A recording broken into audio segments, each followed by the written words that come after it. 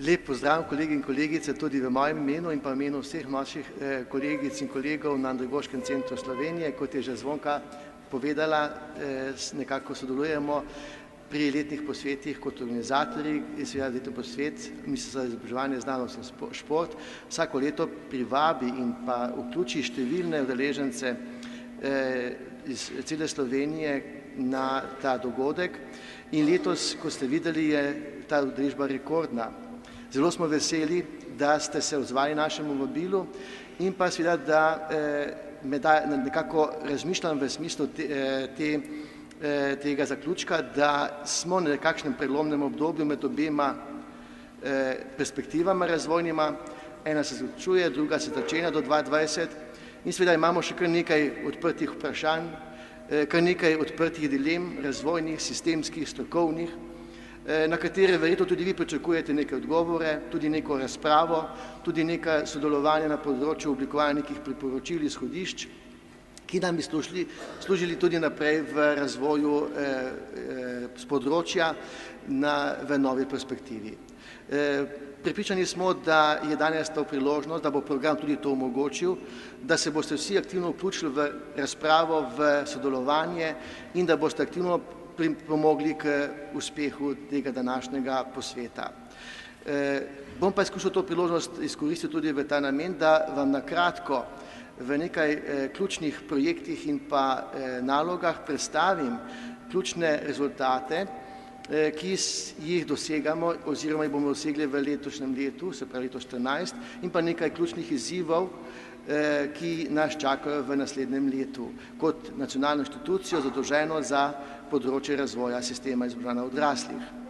Kot veste, je naša naloga, da pokrivamo vse ključne razvojne področja, razvojne v novi perspektivi, tako opredeljena v nacionalnih dokumentih kot evropskih dokumentih, razvojnih strateških dokumentih, predvsem pa seveda naši novi resoluciji nacionalnega programa izobraževanja odraslih do leta 2020.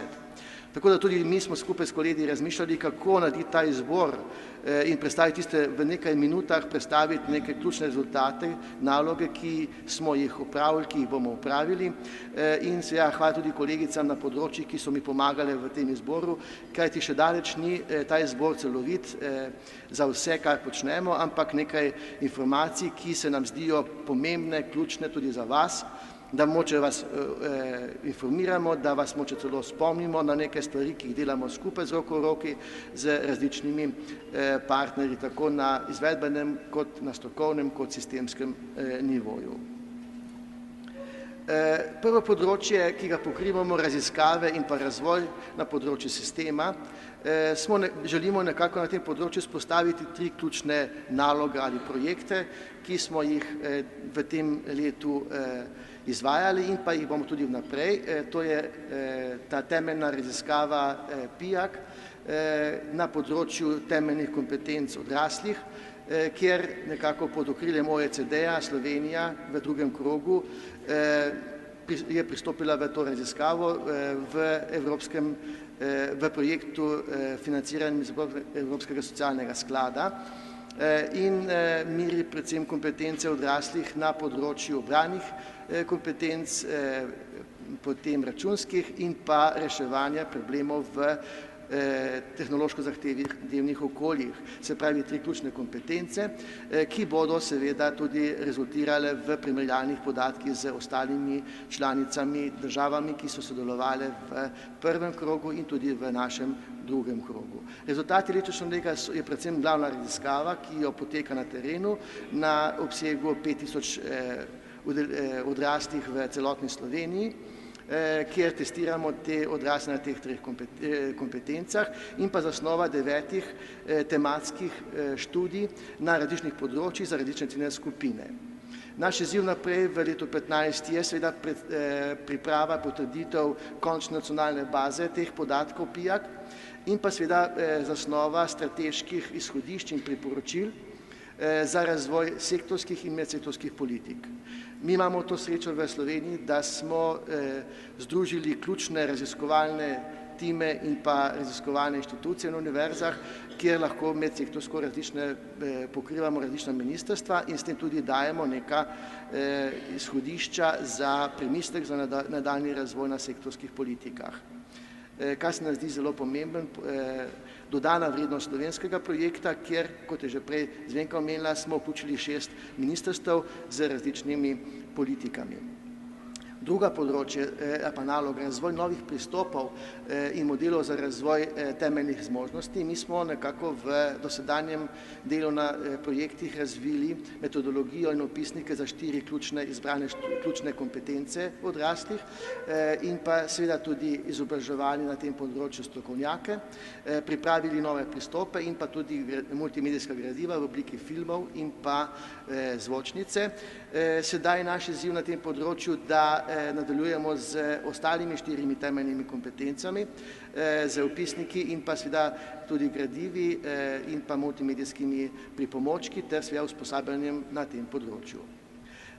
Kot zadnji je evropski projekt Know Your Lifestyle, kjer sodelujemo z partnerji iz ostalih evropskih držav, zlasti na temo in področju ozaveščanja za trajnostno potrošnjo v izobraževalnih programih manj izobraženih odraslih. In v tem letu smo razvili nov modul na tem področju, Ne varčuj za lastno energijo, človeška energija, ki smo jo izvedli, pilotirali v 9 skupinah z udeleženci v programu PUM. Kolegi iz Avstrije pa so ta modul pilotirali v 3 svojih skupinah. Izziv za naprej je seveda ta, da se izbere modul sosednje partnerske države in se izvede v Sloveniji, hkrati pa se naš modul predstavi na skupni evropski mednarodni delavnici pod okriljem EAEA, se pravi Evropske asociacije za izobraževanje odraslih. Naslednje področje prioritetno je izobraževanje in kakovost, kjer smo izbrali po 2 nalogi za vsako področje. Pri izobraževanju bi izpostavil razvoj kompetenčnega pristopa andragoškem izpopolnjevanju, kjer smo postavili kompetenčno shemo in opis del in nalog za 8 različnih strokovnih vlog oziroma nalog, ki jih izvajajo izobraževalci odraslih v našem sistemu. Izziv je seveda ta, da ohranimo visok standard usposobljenosti različnih izobraževalcev odraslih. Druga je pa raziskovalna študija o fluktuaciji strokovnih delavcev v izobraževanju odraslih, kajti mi vemo, da večina prihaja nekako kot zunanji sodelavci v izobraževanje in seveda tu je potrebna temeljita analiza, kaj so tisti ključni ovire, vzroki, ki nekako povzročajo to fluktuacijo in seveda rezultati na teh 6 ključnih programih, ki jih izvajamo, bodo pokazali, kako naprej in seveda kako sedaj izboljšati stanje na tem področju in pa načrtovati nadaljnje usposabljanje in izobraževanje naših strokovnjakov. Na področju kakovosti bi izpostavil ekspertno zunanjo evalvacijo in pa zeleni znak kakovosti, kjer smo v letu 2014 opravili 3. krog presojanja zunanje evalvacije v 3 izbranih organizacijah in podaljšali, se pravi v procesu pridobivanja zelenega znaka kakovosti, potrjevanja smo nekako opravili presojo in pa seveda pridobili so ta zeleni znak kakovosti izvajalci iz 37 različnih inštitucij, od tega je 5 srednjih šol in pa šolskih centrov, 6 zasebnih organizacij in pa 27 ljudskih univerz. Izziv na tem področju je seveda, kako nadgradnjo in pa strokovno podporo zapeljati v sistem in pa umešati z jasnimi inštrumenti in jasnimi merili kakovosti. In pa zadnja naloga, koordinacija omrežja svetovalcev za kakovost. Postavili smo izhodišča za delovanje svetovalcev za kakovost, oblikovali smo seveda strokovni profil in pa podporo v spletnem okolju in pa formalno so organizacije imenovale v svojih kolektivih 16 svetovalcev za kakovost.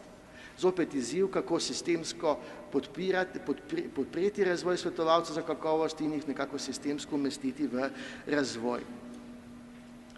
Svetovanje in vrednotenje.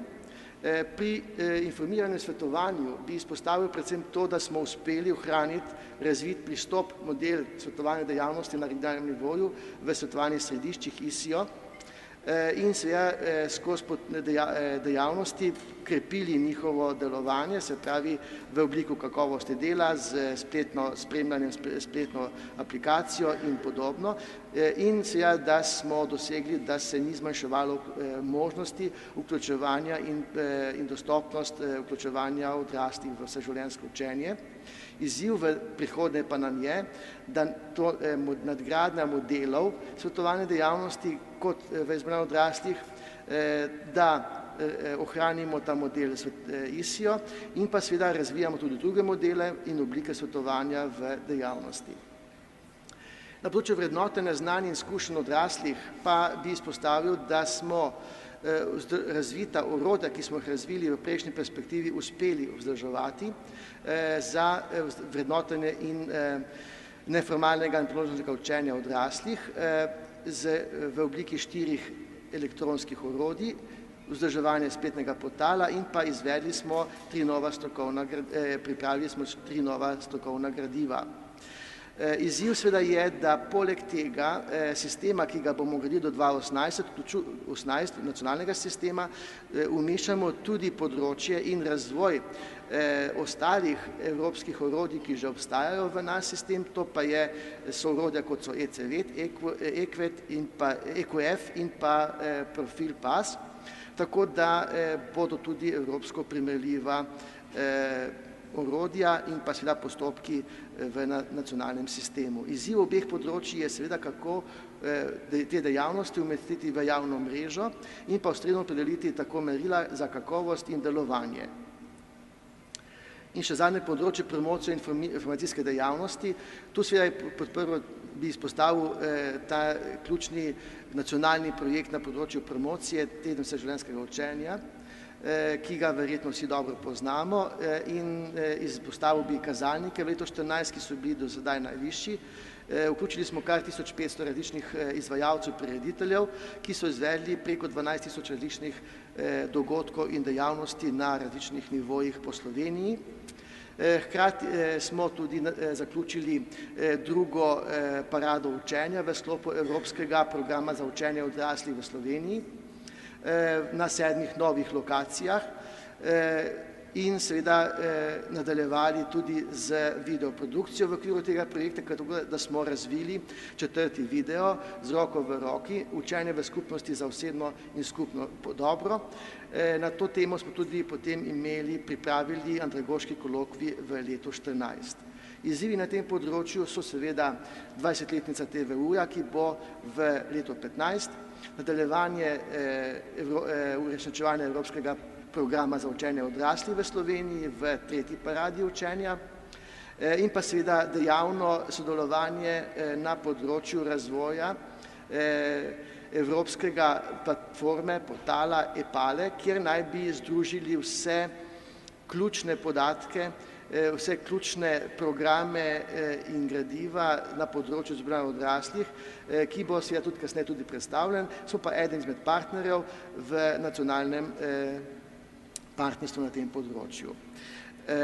Kot zadnje bi pa seveda izpostavil to, da želimo še naprej uresničevati ključna sporočila in vizijo naše resolucije nacionalnega programa v obdobju leta 2013 do 2020, in sicer v smislu, da želimo vsakemu odraslemu prebivalcu v Sloveniji omogočiti enake možnosti in kakovostno izobraževanje v vseh življenjskih obdobjih.